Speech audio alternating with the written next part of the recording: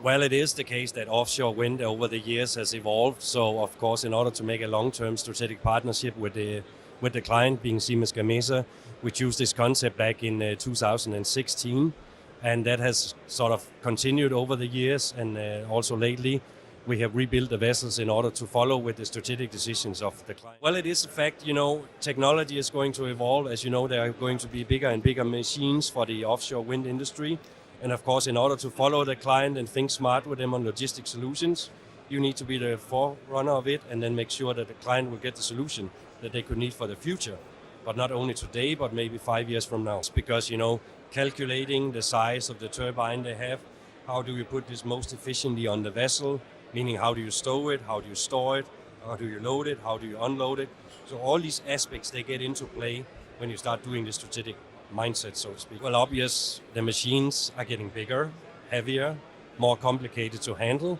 And of course, let's say the big challenge is to find out now how can you most efficiently bring the biggest batch on an intake on the vessel.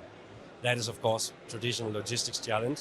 But then, of course, also having the ability such as support infrastructure, the right ramp, so that you can do the roll and roll on operation. For now, they are, let's say, fit for the future in the sense that we know that the client is going to launch some new machines over time, and I can say that we have already prepared ourselves for that. We are looking into that as a general market trend. What we can see with the OEMs within wind, they are looking now for, let's say, tailor-made solutions, maybe long-term engagement. So it's obvious for us as a supplier or being a deugro to do that with major clients. I can speak only for wind, where you can see there is a huge potential in offshore wind as we know it. Of course, on a tragic background also now with the war between Ukraine and Russia, this is going to accelerate in order for us to not be depending on, let's say, Russian fossil fuel and gas and all that.